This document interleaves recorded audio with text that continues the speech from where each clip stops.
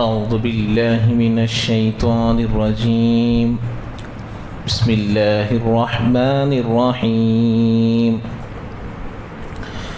ومن أظلم ممن منع مساجد الله أن يذكر فيها اسمه وسعى في خرابها أولئك ما كان لهم أن يدخلوها إلا خائفين لهم في الدنيا خزي ولهم في الآخرة عذاب عظيم ولله المشرق والمغرب فأينما تولوا فثم وجه الله إن الله واسع عليم صدق الله العظيم.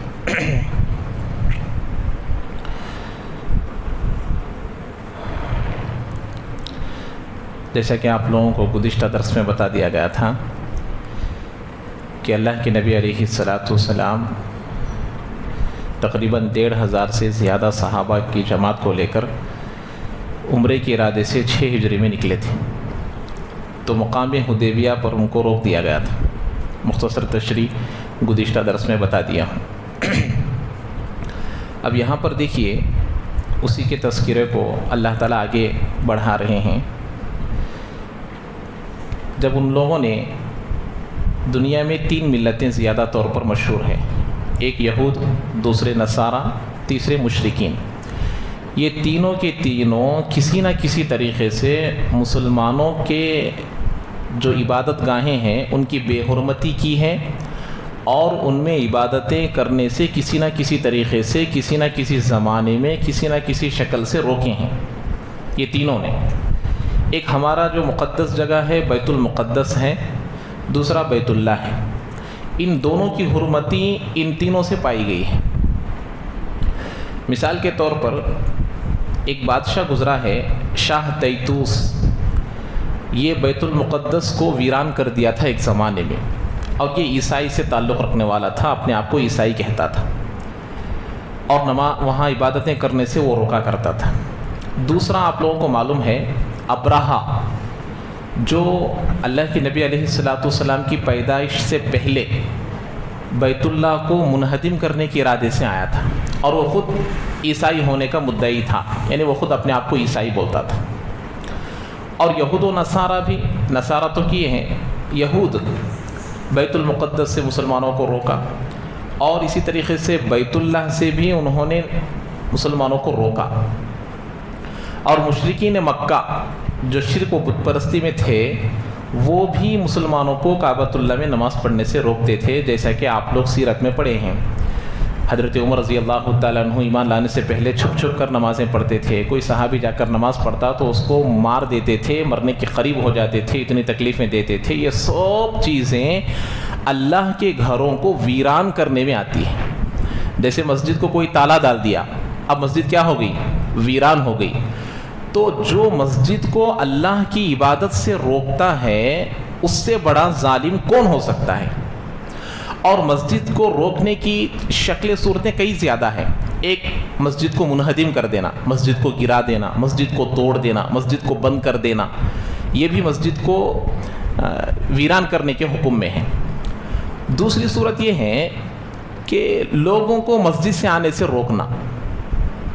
مسجد کو آنے سے ایک خاص جماعت والے ایک جماعت کو لکھ دے گی یہ جماعت والے یہاں نہیں آ سکتے، حالانکہ وہ بھی اللہ کو ماننے والے ہیں، اللہ کے رسول کو ماننے والے ہیں. خاص طور پر یہ چیز لکھ دیے ہیں دروازے کے پاس بورڈ لگا کر کہ یہ فلاں جماعت والے اس مسجد میں نہیں آ سکتے، تو یہ مسجد کو ویران کرنے والے ہیں، ظالم ہیں. مسجد، مدارس، یہ وقف، جتنے چیزیں ہیں آج وقف کا جو مسئلہ چل رہا ہے، یہ تمام چیزوں میں کسی کی ملکیت نہیں ہوتی.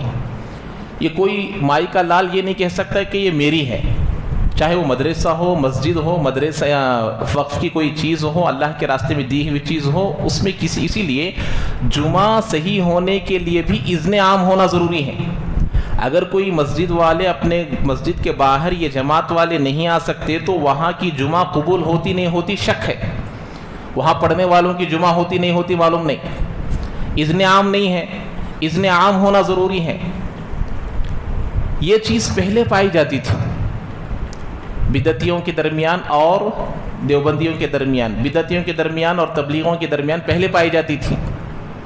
الحمدللہ، اللہ کا شکر، اللہ کا کرم ہے، آج جو احوال ہے ہمارے شہر میں اتنے برے احوال نہیں ہیں، لیکن بعض شہروں کی کارگزاریاں سننے میں آئی ہے کہ خود تبلیغ والے اپنے دوسرے تبلیغی بھائیوں کو آنے سے منع کر رہے ہیں کہ یہ نظام الدین سے تعلق رکھنے والے ہمارے مسجد میں نہیں آ سکتے، شورا سے تعلق رکھنے والے ہماری مسجد میں نہیں آ سکتے۔ تو ایسا اعلان کرنے والے، اعلان لکھنے والوں کو یہ بات معلوم ہونا چاہیے کہ ان کی مسجد میں جمعہ قبول ہوتی نہیں ہوتی، مشکوک ہے، شک میں ہے، کیونکہ اذن عام نہیں پائے جا رہی۔ جمعہ کے درست ہونے کے لیے اذن عام یعنی کافر بھی اگر آیا تو اس کے لیے بھی اجازت ہونا چاہیے، حالانکہ اس کے لیے نماز فرض تو نہیں ہے، لیکن اذن عام کوئی بھی آ سکتا ہے، اس کو مسجد کہتے ہیں۔ تو مسجد کو ویران کرنے کی شکلیں کئی زیادہ ہیں، تو یہ مسجد سے صحابہ کو، اللہ کے نبی کو روکا کرتے تھے۔ اور آج کے زمانے میں ابھی آیت کی تفصیل میں آئے گی بات۔ ایک تو اب کوئی آدمی مسجد میں آیا، مسجد کا ایک ماحول ایسا رہنا چاہیے کہ آدمی باہر کے ماحول کو اور مسجد کے ماحول میں الگ محسوس کرے، کہ باہر آنے کے بعد اسے ایک سکون محسوس ہو، کہ مسجد میں آنے کے بعد اس کا دل ایک سکون، اطمینان سا محسوس ہو رہا ہے، تو وہ مسجد کہلائے گی۔ اگر مسجد کا ماحول، باہر کا ماحول ایک ہی طرح کا نظر آ رہا، وہاں پر جیسے آدمی زور زور سے بات کرتا، یہاں پر بھی آ کر زور زور سے بات کر رہا، تو اس کے اندر اللہ کے گھر کی عظمت نہیں ہے۔ ہمیں چاہیے کہ مسجد میں آہستہ سے بات کریں، مسجد بات کرنے کی جگہ نہیں ہے۔ کوئی معاملہ ہمارا چل رہا ہے، لین دین کا چل رہا ہے، تو اسے کہے کہ بھئی اللہ کے لیے تھوڑا باہر جائیں گے۔ کوئی چیز بات کرنے کی ہے، بہت دیر تک دنیاوی بات ہے، معاملے کی بات ہے، کوئی عبادت کر رہے ہیں، کوئی ذکر کر رہے ہیں، کوئی تلاوت کر رہے ہیں، تو ہمارے لیے ضروری ہے کہ مسجد سے باہر جائے۔ اگر ہمارے اس معاملے سے، ہماری اس بات چیت سے کسی نماز پڑھنے والے کے نماز میں خلل ہو رہا ہے، یا تلاوت کرنے والی کی تلاوت میں خلل ہو رہا ہے، یا ذکر میں مشغول ہونے والے آدمی کے ذکر میں خلل پیدا ہو رہا ہے، تو یہ لوگ بھی مسجد کو منہدم کرنے والے ہیں۔ اب وہ آدمی کیا کرے گا؟ بھئی وہ مسجد میں ہمیشہ شور رہتا، بھئی وہ مسجد کو نہیں جاؤں گا، تو اب یہ مسجد سے روکنا ہوا نا، عمل سے تو، قول سے تو نہیں روک رہے کہ تم ہمارے مسجد کو نہیں آنا نہیں بول رہے، لیکن ہمارا عمل ایسا ہے کہ جس سے لوگ کیا ہو رہے ہیں؟ مسجد سے دور ہو رہے ہیں، تو یہ بھی مسجد کو ویران کرنے والے ہیں۔ ایک تو یہ شکل، تو مسجد میں زور سے بات نہیں کرنا اور مسجد میں شور شغب نہیں کرنا، اور اسی طریقے سے مسجد کا ادب و احترام ایسے رہنا کہ ہر آدمی مسجد کے ماحول کو باہر کے ماحول سے الگ محسوس کرے، مسجد میں آتے ہی اس کو سکون ملے، آتے ہی اس کو اللہ کی یاد کرنے میں دل لگ جائے، ایک الگ سے محسوس ہو۔ اب آئے گی بات، اس میں بتاؤں گا۔ دوسری بات، آج کل ہم لوگ دیکھتے ہیں باہر، ابھی دیکھ رہے ہیں بعض لوگ دوسرے مذہب والوں کی عیدیں چل رہی ہیں، اکثر و بیشتر مسجد کے قریب قریب بھی زور زور سے گانے وغیرہ لگاتے ہیں، ڈی جے وغیرہ لگاتے ہیں، جس سے مسلمانوں کو بہت تکلیف ہوتی ہے۔ تو بہت سارے لوگ جوش میں بھی آ جاتے ہیں اور ان کو برا بھلا کہتے ہیں کہ بھئی ان کو عقل نہیں ہے، یہ مسجد کے قریب اتنے زور زور سے لگا دیتے ہیں، اور کچھ لوگ جب وہاں حالات اچھے ہوں تو ان کو بتا دیتے ہیں کہ بھئی نماز کے وقت تھوڑا بند کر لو، بولتے نہیں بولتے، اور وہ گانوں کو سن کر ہمارے مسجد میں رہنے والوں کو تکلیف ہوتی ہے۔ سوال یہ ہے، وہ اللہ کو نہیں ماننے والے، وہ رسول کو نہیں ماننے والے، وہ قرآن کو نہیں ماننے والے، وہ ہمارے دین کو نہیں ماننے والے، اور وہ بھی مسجد کے باہر گانوں کو بجا رہے ہیں۔ ہمارے مسلمان ایسے ہیں جو امام صاحب کے پیچھے نماز پڑھتے ہوئے پیچھے گانا بجا رہے ہیں اپنے موبائل میں، اپنے رنگ ٹون کے ذریعے سے، اپنے فون کے ذریعے سے، اور مسجدوں میں بیٹھ کر ایسے ویڈیوز دیکھ رہے ہیں جس میں میوزک ہے، گانا ہے۔ تو بتائیے وہ ظالم ہے یا مسلمان ظالم ہے؟ نماز پڑھنے والا ان گانوں کے بجانے والے سے بڑا ظالم ہے۔ امام صاحب کے پیچھے تکبیر اولیٰ کے ساتھ نماز پڑھنے والا مسجد کو ویران کرنے والا ہے۔ ارے بھائی وہ اللہ کو نہیں مانتا، ایک اللہ کون ہے نہیں معلوم، رسول کون ہے نہیں معلوم، میں قرآن پڑھنے والا ہوں، رسول کو ماننے والا ہوں، اللہ کو ماننے والا ہوں، میری موبائل کی رنگ ٹون اب تک نہیں بدلی۔ ہماری رنگ ٹون ایسی سادی سیدھی ہونی چاہیے کہ اگر کسی وجہ سے اللہ نے انسان کے اندر بھول کی صفت رکھی ہے، اگر وہ بھول بھی گیا تو مسجد کا احترام اس سے نہ ہٹے، مسجد کی بے حرمتی نہ ہو سکے۔ اگر وہ آ بھی جائے تو وہ بجنے کی وجہ سے دوسروں کی نماز میں خلل نہ ہو۔ بعض لوگ ایسے ہوتے ہیں جو اپنی گناہگار کی زندگی کو بھلا کر آ کر نیک بنے ہوتے ہیں. آپ کے ایک گانے کو سننے کی وجہ سے اس کی پچھلی زندگی یاد آ سکتی ہے, اس کو پچھلے گناہ یاد آ سکتے ہیں اس ایک گانے کی وجہ سے, اس ایک میوزک کی وجہ. ارے یہ وہی میوزک ہے جس گانے کو میں بار بار جاہلیت کے زمانے میں سنا کرتا تھا. اب اگر خدا نخواستہ آپ کی اس ایک رنگ ٹون سے اس کی زندگی پھر گناہوں کی طرف لوٹ گئی تو اس کا وبال کس کو آئے گا؟ ایک گانے کی وجہ سے آدمی کی کیفیت بدل جاتی ہے. میوزک کیسی چیز ہے معلوم آپ لوگوں کو؟ جیسے بارش کی وجہ سے بنجر زمین پر گھاس اگتا ہے, ایسے ہی میوزک گانوں سے دلوں میں نفاق اگتا ہے, دلوں میں نافرمانی اگتی ہے, پنپتی ہے. ہم لوگوں کو احساس تک نہیں ہوتا. آج ہم لوگ بہت سارے ویڈیوز کو نارمل ہو گیا ہے, ہمارے لیے ایک عام چیز ہو گئی ہے میوزک گانے, اور ہمارے بچے شارٹس جب دیکھتے رہتے ہیں تو وہ عام چیز ہو گئی ہے. کوئی گناہ نہیں سمجھتے, تصویر نکالنے کو گناہ نہیں سمجھتے, اور گانے سننے کو گناہ نہیں سمجھتے, میوزک سننے کو گناہ نہیں سمجھتے. گھر میں عورتیں نماز پڑھ رہے ہیں تو وہ جگہ مسجد بن گئی.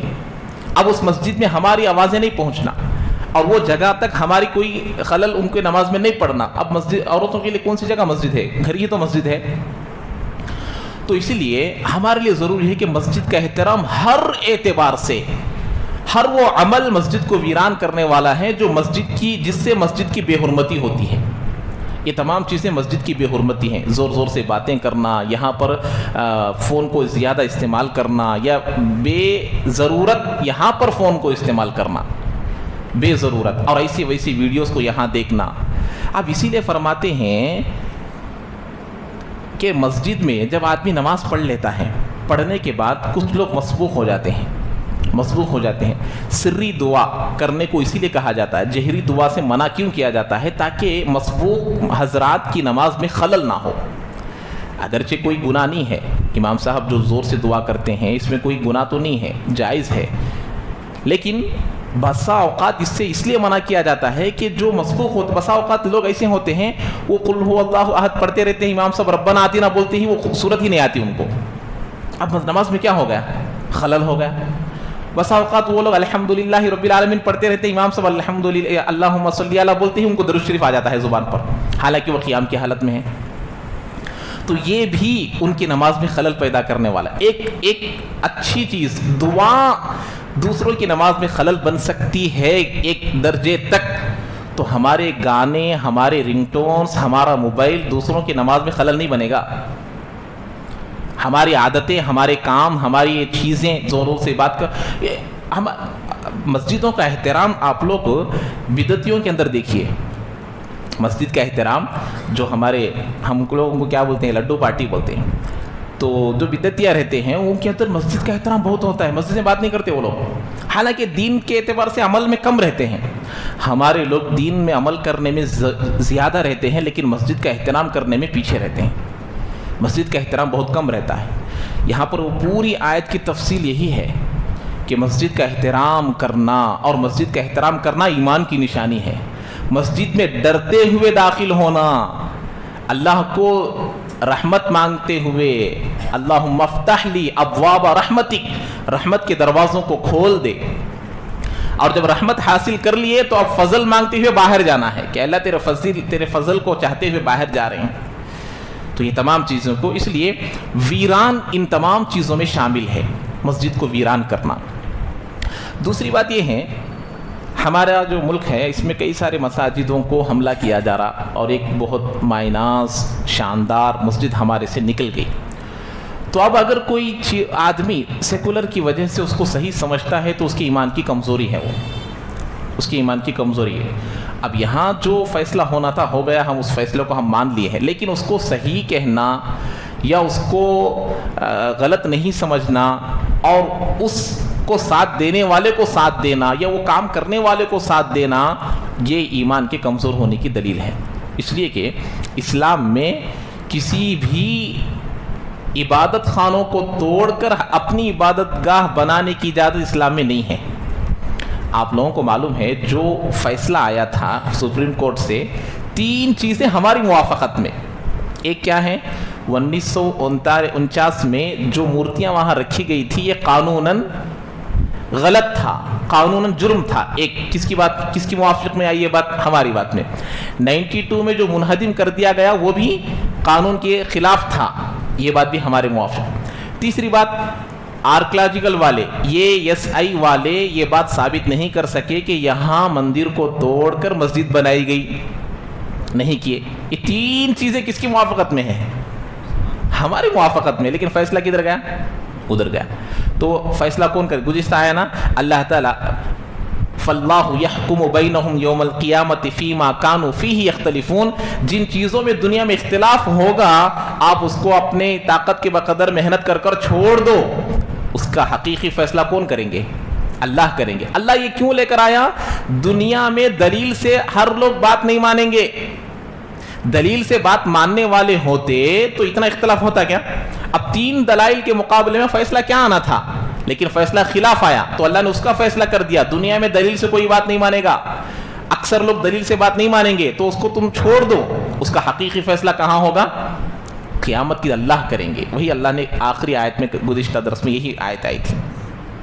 تو اب دیکھیے آیت، وَمَنْ أَظْلَمُ مِمَّنْ مَنَعَ مَسَاجِدَ اللَّهِ أَنْ يُذْكَرَ فِيهَا اسْمُهُ وَسَعَىٰ فِي خَرَابِهَا. اس سے بڑا ظالم کون ہو سکتا ہے جو روکے اللہ کی مسجد سے.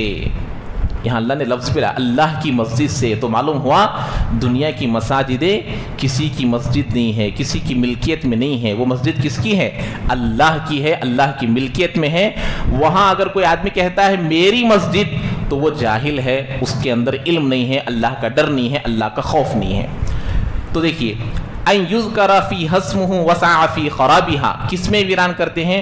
اللہ لوگوں کو روکتے ہیں اللہ کی مسجد سے کہ اس میں ذکر کیا جائے اور اس میں اس کا نام لیا جائے.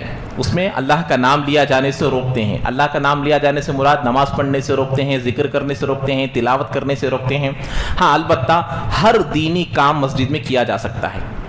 جیسے مثال کے طور پر سیکھنے سکھانے کے حلقے لگتے ہیں، یا تعلیم و تعلم کے حلقے لگتے ہیں، دینی مجلس لگتی ہیں، دین کی واعظ کی مجلسیں لگتی ہیں، اور تجارت باہر کرتے ہیں. مسجد میں تجارت منع ہے لیکن تجارت کے مسائل یہاں سیکھ سکتے ہیں، تجارت کا طریقہ یہاں سیکھ سکتے ہیں، معاملہ کرنے کا طریقہ یہاں سیکھ سکتے ہیں. یہ تمام چیزیں دین ہے. تجارت بھی ایک دین ہے، قرضہ لینا دینا بھی ایک دین ہے، لیکن اس کو سیکھیں گے کہاں؟ مسجد میں. یہ بات یہاں بتائی جا رہی ہے. اب اس کے بعد وَسَعَىٰ فِي خَرَابِهَا، اور کوشش کرتے ہیں اس کو ویران کرنے میں. اب یہ بیت المقدس کو یہ تمام لوگ دیکھیے، ابرہا اور اسی طریقے سے تیتوس اور وہ جو یہود نصارہ تھے، یہ کس کو ماننے والے تھے؟ اللہ کو ماننے والے تھے، اللہ اسلام کو ماننے والے تھے. لیکن پھر بھی اللہ کے گھروں کی بے حرمتی کرتے تھے یہ لوگ. تو اللہ تعالیٰ یہی ان کو بتا رہے ہیں کہ ایسا کرنے والوں کے لیے کیا ہے، حالانکہ ان کو ہونا تھا اولئک ما کان لہم ان یدخلوها الا خائفین، ان کے لیے تو ہونا چاہیے تھا کہ یہ اس میں ڈرتے ہوئے داخل ہو. اللہ کے گھر میں کیسے داخل ہونا ہے؟ ڈرتے ہوئے، خوف سے. اب آپ مجھے بتائیے، میرا کوئی مقدمہ چل رہا ہے یا پھر مقدمہ دیکھنے کے لیے کورٹ کو جا رہا ہوں یا پولیس اسٹیشن کو جا رہا ہوں، کیسے جاؤں گا میں وہاں پر؟ آرام سے جاؤں گا کیا؟ ناچتے ہوئے، بات کرتے ہوئے، کھیلتے مسکراتے جاؤں گا؟ ڈرتے ڈرتے جاؤں گا کہ مقدمہ کیا ہوگا نہیں. وہ تو یہاں اللہ کے پاس آ رہے ہیں تو ایسے ہی آنا چاہیے. اب موبائل کے سلسلے میں بتایا، ایک بات بھول گیا میں، لوگ جو ہے اتنے بھول جاتے ہیں، لوگ فون کو سائلنٹ کرنا نماز سے پہلے بھول جاتے ہیں، لیکن نماز کے بعد اس کو ان سائلنٹ کرنا نہیں بھولتے. چاہتے ہی پہلے فون نکالتے ہیں کہ کس کا فون ہے ابھی، لیکن آنے کے وقت میں یاد نہیں آتا کہ فون سائلنٹ کرنا ہے. تو جانے کے وقت میں ان سائلنٹ آٹومیٹک مائنڈ بول دیتا ہے، ارے بھائی تیرا فون جب سے سائلنٹ ہے بھائی اس کو نکال دے. وہ کیسا یاد آتا معلوم نہیں. تو یہی یہ دلیل ہے کہ ہمارے اندر مسجد کا احترام نہیں ہے. یہی ایک بات کافی ہے ہمارے لیے کہ ہمارے اندر اللہ کا ڈر نہیں ہے. اگر اللہ کا ڈر، اللہ کا خوف ہوتا، اللہم افتح لی ابواب رحمتک بولنے سے پہلے ہمارا فون سائلنٹ ہو جاتا. ہم لوگ سوئچ آف کرنے کو نہیں بول رہے، کیا بول رہے ہیں؟ سائلنٹ کرنے کو بول رہے ہیں. اور ایسا سائلنٹ کرنا جس میں وائبریٹ بھی نہیں رہنا. وائبریٹ ہے تو بھی معلوم ہوتا نا فون آیا بول کے، تو مسجد میں خلل ہے. ایسا سائلنٹ جو وائبریٹ کے ساتھ نہ ہو. تو اللہ تعالیٰ بھی بتا رہے ہیں یہاں پر ڈرتے ہوئے داخل ہونا. اس کے دو مطلب ہے. ایک تو یہ ہے کہ ان ظالموں کو ابرہا کیسے آیا؟ متکبرانہ انداز میں آیا بیت اللہ کو گرانے کے لیے. یہود و نصارہ کے اندر تکبرانہ صفت تھی. ان لوگوں کے لیے ضروری ہے کہ یہ یہاں پر ڈرتے ہوئے آنا چاہیے. دوسرا مطلب یہ ہے، یہ جتنے بھی لوگ آپ کو حدیبیہ میں روکے ہیں، مکہ المکرمہ میں مشرکین نے روکا ہے، یہ لوگ ایک ایسا وقت آئے گا کہ ڈرتے ڈرتے آپ کے پاس داخل ہوں گے، مکے میں ڈرتے ڈرتے ہوئے آپ کے پاس آئیں گے، ایسا وقت اللہ تعالیٰ لے کر آئیں گے. یہ مطلب یہاں اس کا دوسرا مطلب یہ مفسرین حضرات بیان کیے ہیں. اب دیکھیے ان کی سزا کیا ہے، ایسا کرنے والوں کی سزا کیا ہے. ان میں کون کون شامل ہے؟ خود مسلمان بھی شامل ہو جائیں گے مسجد کی بے حرمتی کرنے میں. اگر مسجدوں میں ان کے حرکتوں سے، ان کے کاموں سے دیگر مصلیوں کو، دوسرے نماز پڑھنے والوں کو خلل ہو رہا ہے تو ان کے لیے بھی سزا کیا ہے کہ ان کے لیے سزا یہ ہے لہم فی الدنیا خزی ولہم فی الآخرۃ عذاب عظیم. ان کے لیے دنیا میں ذلت ہے. ہمارے اوپر جو تکلیفیں آتی ہیں، نہ آنے کی تکلیفیں جو آتی ہے وہ ہمارے کرتوتوں کی وجہ سے آتی ہے. بسا اوقات ہمارے اندر یہ مسجد کی بے حرمتی ہو رہی ہے تو اس بے حرمتی کی وجہ سے ہم پر کچھ حالتیں آ سکتی ہیں، احساس نہیں ہوتا ہے کہ وہ تکلیف کس وجہ سے آئی ہے. ہر تکلیف، ہر آنے والی تکلیف ثواب کا باعث نہیں ہوتی. اب کوئی تکلیف آ رہی ہے تو سمجھے کہ اللہ میرے سے راضی ہے، ایسا مت سمجھیے. ہر تکلیف اللہ کی خوشنودی کی دلیل نہیں ہے، اور ہر خوشی اللہ کی رضامندی کی دلیل بھی نہیں ہے. تو اسی لیے بسا اوقات ہمارے برے کاموں کی وجہ سے بھی ہم پر کیا آ سکتی ہے؟ حالتیں آ سکتی ہے، برائیاں آ سکتی. اس لیے خزیون ایسے لوگوں کے لیے جو مسجد کی بے حرمتی کرتے ہیں، مسجد کا ادب نہیں کرتے، احترام نہیں کرتے، ان کے لیے دنیا میں رسوائی ہے، بے عزتی ملے گی ان کو. اور آگے فرمایا وَلَهُمْ فِي الْآخِرَةِ عَذَابٌ عَظِيمٌ، اور آخرت میں دردناک عذاب ہے. ان کے لیے دردناک عذاب آخرت میں. یہ دو سزائیں بھی ملیں گی مسجد کی بے حرمتی کرنے والوں کے لیے. اللہ تعالی ہم تمام کی حفاظت فرمائے. اچھا اب دیکھیے دوسری آیت آ رہی ہے. یہاں پر اللہ کے نبی علیہ الصلوۃ، بتایا تھا نا گزشتہ درس میں بتایا تھا ہمیں، اللہ کے نبی علیہ الصلوۃ والسلام جب مدینہ تشریف لے گئے تو 17 مہینے کس طرف نماز پڑھے ہیں؟ بیت المقدس کی طرف رخ کر نماز پڑھے ہیں. جو لوگ عمرہ کیے ہیں، حج کیے ہیں، مسجد قبلتین دیکھے ہیں، وہاں پر 2 قبلے موجود ہیں نماز کے اندر ہی. اب ہمارا جو ہے ایسٹ ویسٹ کی طرف ہے ہمارا قبلہ. اب وہاں مدینے میں یہ ساؤتھ نارتھ کا ہے، تو نارتھ کی طرف بیت المقدس پڑتا تھا، اور اس کے بعد نارتھ کی طرف پڑتا تھا، بعد میں ساؤتھ کی طرف کر دیا گیا. اور ادھر نماز اس طرف پڑھ رہے تھے تو اس کے بعد ساؤتھ کی طرف کر دیا گیا تو نماز اس طرف پڑھنے لگے. تو اس طریقے سے اب لوگ یہود یہ کہنے لگے کہ دیکھو یہ حضرت محمد صلی اللہ علیہ وسلم ہماری طرف آ رہے ہیں، یعنی کہ یہ یہودی کی طرف آ رہے ہیں، یہودیت کی طرف آ رہے ہیں. اب ان کو ہونا تو یہ چاہیے تھا کہ مسلمان اللہ کے حکم کی پیروی کر رہے ہیں. اللہ نے بیت اللہ کی طرف رخ کرو بولے تو بیت اللہ کی طرف کیے، بیت المقدس کی طرف کرو بولے تو بیت المقدس کی طرف کیے، اور پھر بیت اللہ کی طرف کرو بولے تو کس کی طرف کریں گے؟ بیت اللہ کی طرف کریں گے. تو اللہ کے حکم کو مان رہے ہیں، اس کو مان کر وہ بھی مسلمان ہونا تھا. لیکن انہوں نے کیا کہا؟ اور ہٹ درمی کیے، دیکھو مسلمان یہودی بن رہے ہیں، ہمارے دین کی طرف آ رہے ہیں. تو جب ایک مقصد کی طرف وہ کیے تھے، اس کی پوری تفصیل سیقل میں شروع ہوگی. ابھی 2-3 صفوں کے بعد دوسرا پارہ شروع ہوگا، اس میں پوری تفصیل آئے گی، جب بتاؤں گا انشاءاللہ. تو جب مقصد حاصل نہیں ہوا تو اللہ نے پھر سے ان کو کیا کہا کہ بھائی مدینہ کے مکہ کی طرف آپ جنوب کی طرف، ساؤتھ کی طرف رک کر نماز پڑھ لو. اب وہاں نماز پڑھنا شروع کیے تو آپ کہنے لگے دیکھو دیکھو یہ دین کو مذاق بنا لیے، جب دل چاہے اس طرف کرتے ہیں، جب دل چاہے اس طرف کرتے ہیں. حالانکہ اس سے یہ بتانا مقصود ہے کہ اللہ کے حکم کو ماننا مقصد ہے. اس کا جواب یہاں دیا جا رہا کہ بھئی دیکھو یہ کبھی ادھر منہ کر لیتے ہیں، کبھی ادھر منہ کر لیتے ہیں. تو اس کا جواب اس آیت میں دیا جا رہا. وہ کیا جواب ہے میں بتاتا ہوں آپ لوگوں کو. اور دوسری بات یہ ہے، اچھا پہلے میں آیت پڑھ کر ترجمہ کرتا ہوں، پھر آپ کو اور جو باقی تفسیر ہے بتاتا ہوں. وَلِلَّهِ الْمَشْرِقُ وَالْمَغْرِبُ فَأَيْنَمَا تُوَلُّوا فَثَمَّ وَجْهُ اللَّهِ إِنَّ اللَّهَ وَاسِعٌ عَلِيمٌ. اللہ ہی کے لیے ہے مشرق اور مغرب. مشرق اور مغرب کس کے لیے ہے؟ اللہ ہی کے لیے ہے. فَأَيْنَمَا تُوَلُّوا فَثَمَّ وَجْهُ اللَّهِ، جس طرف بھی تم رخ کر لو تم اللہ کو پالو گے. ادھر رخ کرو تو بھی اللہ کو پاؤ گے، ادھر رخ کرو تو بھی اللہ کو پاؤ گے، ادھر کرو تو بھی پاؤ گے. یقینا اللہ تعالیٰ وسعت والے ہیں، علم والے ہیں، جاننے والے ہیں، समझ में आई बात। तो ये तर्जुमा हुआ। अब जब ये लोग अल्लाह ये कहना चाहते हैं, देखो मशरिक भी अल्लाह के लिए है, मगरिब भी अल्लाह के लिए है, अल्लाह के हुक्म को मानते हुए मगरिब की तरफ करते हैं, अल्लाह के हुक्म को मानते हुए जुनूब की तरफ करते हैं, सऊद की तरफ करते हैं, तो मालूम हुआ ये हकीकत में किबला, ये किबला नहीं है, ये भी एक किबला नुमा है। असल में हमारा किबला अल्लाह की ज़ात है, वो अर्श के बराबर में, बैत उज़्ज़ा के बराबर में काबतुल्लाह को रखा गया। जैसे कि अब मैं यहाँ पर सफ़र कर रहा हूँ, मुझे किबला नहीं मालूम, तो हम कंपस इस्तेमाल कर कर क्या देखते हैं, किबले को देखते हैं। तो ऐसे ही वो भी किबला नुमा है, वो भी एक कंपस की तरह है कि वो हमको बता रहा है कि अर्श की जगह है, ये बैत उज़्ज़ा की जगह है, इसके बराबर में है। वो असल में किबला नहीं है, वो किबला नुमा है वो भी। और मुसलमानों का मकसद अल्लाह के हुक्म को मानना है, वरना तो अल्लाह हर जगह मौजूद है। इसीलिए इसकी दलील, अल्लाह हर जगह मौजूद है तो फिर मशरिक और मगरिब की तरफ क्यों आप लोग इसी तरफ रुक कर नमाज पढ़ते हैं? इसकी हिकमतों को समझिए। इसकी 3 हिकमतें हैं। एक हिकमत ये है कि इसी की तरफ रुक कर पढ़ना, मशरिक की तरफ, इसमें अल्लाह के हुक्म की तामील करना है कि अल्लाह जिस तरफ कहें उस तरफ करेंगे। और दूसरी हिकमत ये है, अगर किबला ना होता तो क्या होता, हर घर को एक किबला होता। कोई किसी घर में इधर नमाज पढ़ रहे हैं, किसी घर में इधर पढ़ रहे हैं, किसी तरफ पढ़ रहे हैं, है कि नहीं?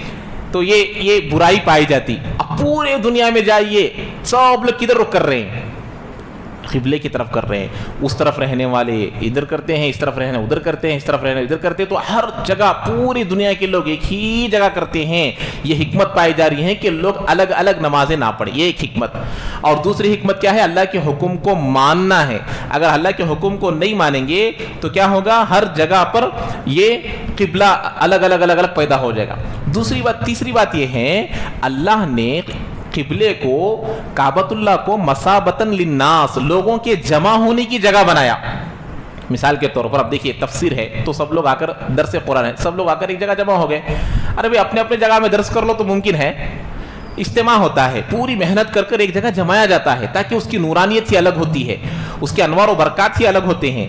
इसी तरीके से एक जोड़ हो रहा है तो वहाँ पूरे लोग जमा हो जाते हैं। तो अल्लाह ने तमाम दुनिया के मुसलमानों को जमा होने की एक जगह बनाई, और वो क्या है, काबतुल्लाह है, इसीलिए उसको किबला बनाया है। तो एक तरह का किबला नुमा है हमारे लिए। तो वही बात यहाँ बताई जाए। तो अल्लाह के हुक्म को मानना है, ये एक किबला नुमा है। ऐसे ही अल्लाह तबारक व तआला के हुक्म को मानना मकसूद है, इस तरफ उस तरफ रुक कर मकसद नहीं है। अब देखिए, जैसे अल्लाह ने बताया मशरिक भी अल्लाह के लिए है और मगरिब भी अल्लाह के लिए है, दोनों को बताया। 2 बोलकर 4 भी मुराद है, चारों भी अल्लाह के लिए है। इसकी दलील क्या है कि अल्लाह हर तरफ मौजूद है, फिर क्यों इस तरफ ही रुख करने को बयान किए हैं? ये 3 चीजें बताया हमें, इसलिए बताए हैं। और दलील, हर तरफ अल्लाह मौजूद है। जैसे आप सफर कर रहे हैं, ट्रेन में है, गाड़ी में है, 2 व्हीलर में है, आप उसमें सफर कर रहे हैं, आपको आपके पास देख लेने किबला नुमा भी मौजूद नहीं है। तो अब आप लोग थोड़ा गौर करेंगे कि भाई किबला किधर हो सकता है। तो आपके दिल ने कहा कि भाई किबला इधर हो सकता है, हालांकि किबला किधर है, इधर है। आप लोग सोच से समझ गए, कोई बताने वाला नहीं, कोई हमारे पास कंपास भी नहीं है, कोई किसी को पूछने के लिए कोई आदमी भी नहीं है। तो आपने सोचा कि भाई शायद सूरज इधर निकलता होगा और इस तरफ हमको सजदा करना है, नमाज पढ़ना है। तो अपनी सोच, अपनी फिक्र और अपने इरादे से, अपने सोच और फिक्र तदब्बुर से आदमी ने फैसला कर लिया कि किबला इधर हो सकता है, नमाज पढ़ लिया।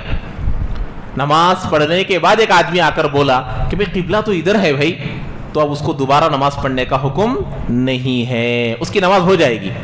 क्या दलील? कि अल्लाह उधर भी मौजूद है। अगर यही असल होता तो उसकी नमाज दोबारा पढ़ना पड़ता था ना, दोबारा पढ़ने की इजाजत नहीं है, उसकी नमाज हो गई। तो मालूम हुआ अल्लाह हर जगह मौजूद है। और इसी तरीके से अब वहां नमाज पूरी हो जाती है, दोबारा नमाज को लौटाने की जरूरत नहीं आती।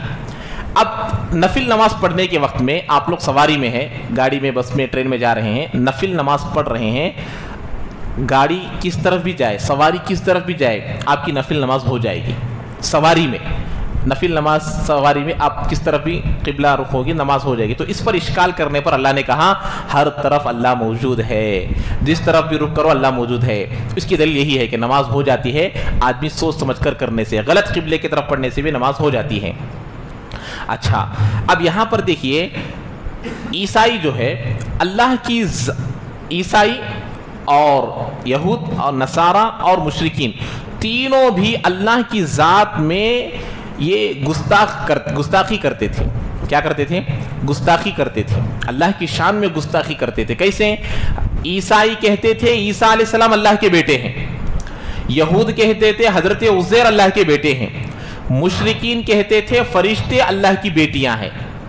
سمجھ میں آ رہی بات؟ یہ اللہ کی ذات میں گستاخی کرنا ہے, اللہ کی شان میں اللہ کی ذات میں گستاخی کرنا ہے. تو اللہ نے ان کا منہ توڑ جواب یہاں دے رہے ہیں, ان تینوں کو جواب دے رہے ہیں. ایک دیکھیے, اولاد جو ہوتی ہے وہ آدمی کا جسم کا حصہ ہے, ماں باپ کے جسم کا حصہ ہے. مجھے اولاد چاہیے تو مجھے کس چیز کی ضرورت ہے؟ بیوی کی ضرورت ہے بھائی, ہے کہ نہیں؟ کیا کسی کو ضرورت نہیں ہے کیا؟ پھر کوئی جواب ہی نہیں دے رہے ہیں. جس کو اولاد کی ضرورت ہے کون ہونا؟ بیوی ہونا. بیوی کے بغیر اولاد آئے گی؟ نہیں آئے گی. تو اولاد کا حصول احتیاج پر منحصر ہے. کسی کو اولاد ہونا ہے تو اس کو کسی چیز کی ضرورت ہے, تو اللہ کو کسی چیز کی ضرورت نہیں ہے تو اولاد کہاں سے آئے گی؟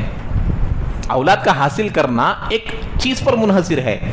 اور دوسری بات یہ ہے, اللہ پوری دنیا کے مالک ہے اور دنیا میں رہنے والی ہر چیز اللہ کی مملکت ہے, اور اولاد مملوک نہیں ہوا کرتی, وہ آزاد ہے. تو اللہ کی اولاد ہونے کا مطلب ہی نہیں ہے. تو اللہ نے یہاں ان کا جواب دے رہا ہے. اللہ کسی چیز کے محتاج. اللہ کی ذات کون ہے بھئی؟ ہم لوگ چیزوں کی ضرورت, جن کو چیزوں کی ضرورت پڑتی ہے وہ مخلوق ہے. خالق وہ ہے جس کو کسی چیز کی ضرورت نہیں ہے. وہ ابدی بھی ہے, اجلی بھی ہے, ہمیشہ سے ہے, ہمیشہ رہے گا. اب ہم کو سننا ہے تو کیا ضرورت ہے؟ کیا ضرورت ہے؟ کانوں کی. دیکھنا ہو تو آنکھوں کی. چلنا ہے تو پیروں کی. پکڑنا ہے تو ہاتھوں کی. سوچنا ہے تو دل و دماغ کی. یہ تمام چیزوں کی ضرورت ہے. زندہ رہنا ہے تو کم سے کم دل کی دھڑکن چلتے رہنا, اور زندہ رہنا ہے تو پانی کی ضرورت, اور زندہ رہنا تو کھانے کی ضرورت. ان تمام چیزوں کی ضرورت نہیں ہے. اگر یہ نہیں ہے تو ہم زندہ رہ سکتے ہیں؟ اللہ کی ذات وہ ہے جس کو کسی چیز کی ضرورت نہیں ہے. اس کی کوئی اولاد ہو ہی نہیں سکتی, کیونکہ اولاد کا حاصل کرنا ایک محتاجگی ہے, اور محتاجگی سے اللہ پاک ہے. وہ بات یہاں ان تینوں کو جواب دے رہے ہیں. انہوں نے کہا عیسیٰ اللہ کے بیٹے ہیں, اور نصارہ یہودوں نے کہا کہ عزیر علیہ السلام اللہ کے بیٹے ہیں, اور نصارہ نے کہا عیسیٰ علیہ السلام اللہ کے بیٹے ہیں. مشرکین فرشتوں کو اللہ کی بیٹیاں بولتے تھے, کیونکہ فرشتے جو ہے وہ نہ مرد ہوتے ہیں نہ عورتیں ہوتی ہیں, وہ اللہ کے نور سے پیدا ہوئے, وہ نور کی یہ مخلوق ہے. تو اس لیے ان کو بیٹیاں, اللہ کی بیٹیاں بول. اس کا جواب اللہ تعالیٰ دے رہے ہیں. وقالو, کنہوں نے؟ یہود, نصارہ, مشرکین تینوں نے کہا.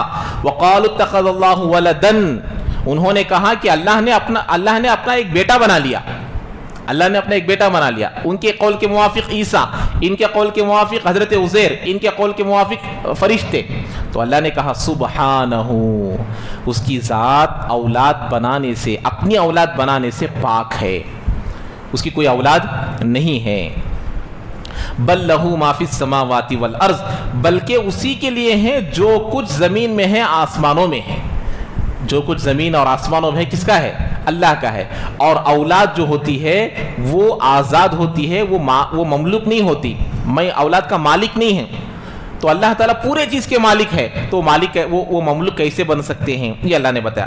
کل لہو قانتون, ہر چیز اللہ کو ڈرتی ہے, اللہ کی خشیت رکھنے والی ہے, اس کی عبادت کرنے والی, پوری دنیا اللہ کے حکم کو ماننے والی ہے.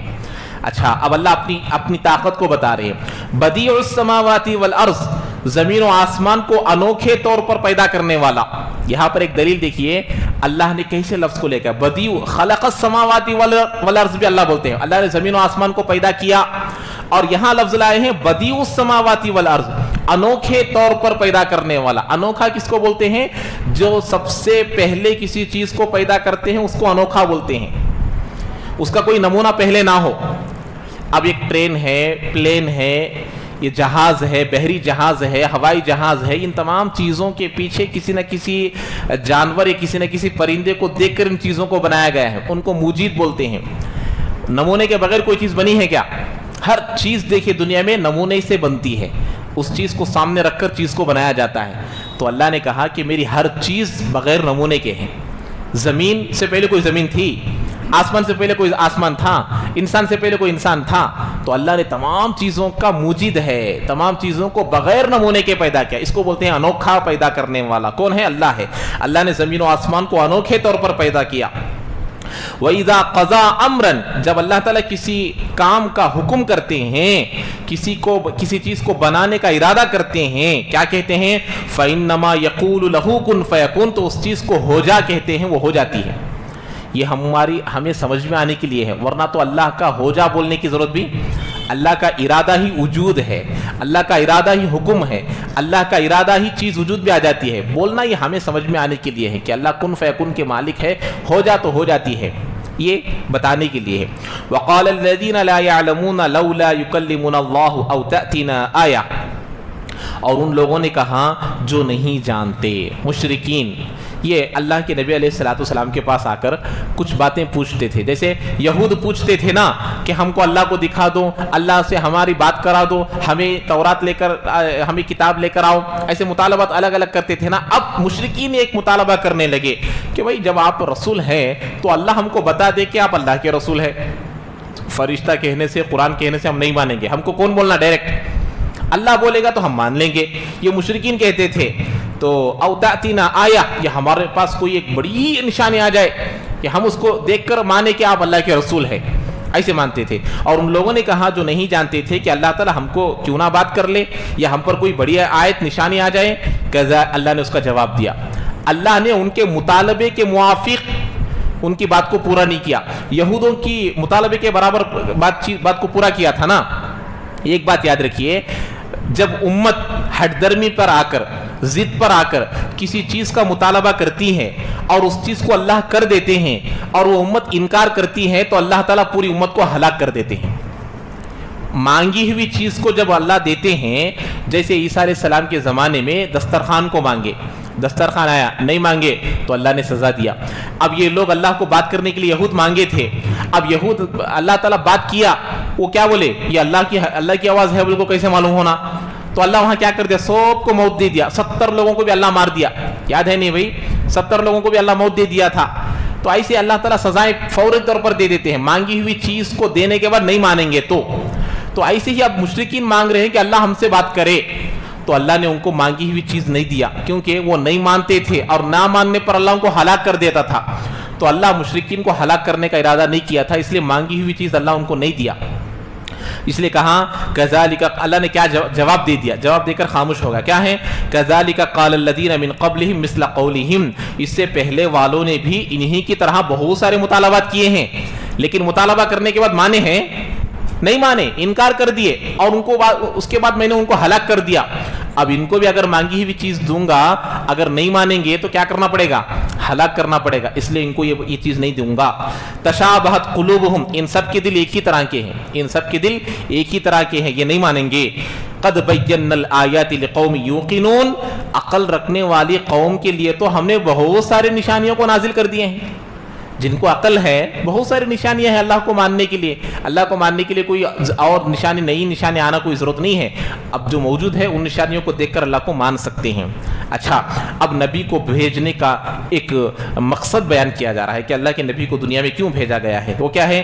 इन्ना अरसलनाका बिलहक़्क़ि बशीरन व नज़ीरा वला तुसअलु अन अस्हाबिल जहीम, यकीनन हमने आपको भेजा है हक़ के साथ, दीन हक़ के साथ, इस्लाम के साथ, खुशखबरी सुनाने के लिए, खुशखबरी सुनाने वाला बनाकर भेजा। अल्लाह के नबी खुशखबरी सुनाएंगे उन लोगों को जो अल्लाह और अल्लाह के रसूल की इत्तिबा करेंगे। नज़ीरा, और डराने वाला। नज़ीर नाम रख सकते हैं, अल्लाह के नबी के नामों में से एक नाम है। नज़ीरा का मतलब क्या है? डराने वाला। बशीर खुशखबरी देने वाला, नज़ीर डराने वाला। अल्लाह के नबी दोनों काम करते थे, डराते थे भी, खुशखबरी भी देते थे। खुशखबरी अल्लाह के नेक बंदों को, और डराना ये अल्लाह के नाफरमान बंदों को। आखिर में अल्लाह ने एक फैसला किया, देखो, वला तुसअलु अन अस्हाबिल जहीम, जहन्नम वालों के बारे में आपसे कोई पूछताछ नहीं होगी। आप मेहनत कीजिए, आप बोलिए, वो माने ना माने, और जब वो कुफ्र पर मर जाएंगे तो अल्लाह आपसे सवाल नहीं करेगा कि भैया आप इनको क्यों ईमान वाले नहीं बनाए, आप क्यों इनको जन्नत की तरफ नहीं लेकर आए। अल्लाह ये सवाल आपसे नहीं करेगा। वो जहन्नम में जाना चाहते हैं तो उनको जाने दीजिए, ये अल्लाह ने फैसला कर दिया। اچھا، اب یہاں پر ایک اصول بیان کیا جا رہا، ایک بڑا اصول ہے کہ یہود جو ہمارے سے اتنی دشمنی کر رہے ہیں، عیسائی جو ہم سے اتنی بڑی دشمنی کر رہے ہیں، یہ ہم سے دوستی میں بدل جائے گی۔ ان کی دشمنی کس میں بدل جائے گی؟ دوستی میں بدل جائے گی۔ یہ ہمارے دوست بن جائیں گے، یہ ہمارے خیر خواہ بن جائیں گے، یہ ہمارے کیا کہتے ہیں، ہمارے ساتھ برائی کا تھوڑا برابر بھی ارادہ نہیں کریں گے، اتنے اچھے بن جائیں گے۔ ایک کام مسلمانوں کو کرنا پڑے گا، وہ یہ کام، اصل میں 2 ہی آیتیں باقی ہے رکوع ختم ہونے کے لیے، لیکن بہت ہی تفصیل طلب ہے، بہت ہی تفصیل کے ساتھ بولنا ہے، تو اسی لیے انشاءاللہ اس کو کیا کریں گے، اگلے پیر کو بیان کیا جائے گا۔ تو یہاں پر وہ ایک اصول بیان کیا جا رہا جو ناممکن ہے کہ یہود و نصارہ جو اتنی بڑی بڑی دشمنیاں مسلمانوں سے کرتے ہیں، یہ دشمنی ختم ہو سکتی ہے، لیکن وہ کیسے ختم ہوگی اس کو یہاں بیان کیا جا رہا، اور جو اس اصول کو اختیار کرتے ہیں ان کو کیا سزا ہے، وہ اصول کو جو دوسرے اختیار کرتے ہیں ان کو کیا سزا ہے، اس کو یہاں بیان کیا جا رہا ہے۔ ایک تو بات یہ ہو گئی، یہی ابھی رکوع مکمل نہیں ہوا، 2 آیتیں باقی، اس کو اگلے پیر کو بتاؤں گا انشاءاللہ۔ اس کے بعد دیکھیے، اس کے بعد والا جو رکوع آئے گا، اس میں حضرت ابراہیم علیہ السلام کا ذکر اب شروع ہوگا۔ حضرت ابراہیم علیہ السلام کی جو آزمائش ہوئی تھی، اور اسی طریقے سے بیت اللہ کی جو تعمیر دونوں نے مل کر، حضرت ابراہیم حضرت اسماعیل علیہ السلام دونوں مل کر جو تعمیر کیے تھے، اس کا تذکرہ اگلے رکوع میں آئے گا انشاءاللہ، تفصیل کے ساتھ اگلے پیر کو بیان کیا جائے گا۔ اللہ تعالی ہم تمام کو عمل کی توفیق نصیب فرمائے۔ سبحان اللہ و بحمدہ، سبحانک اللہم و بحمدک، ونشہد ان لا الہ الا انت، نستغفرک و نتوب الیک۔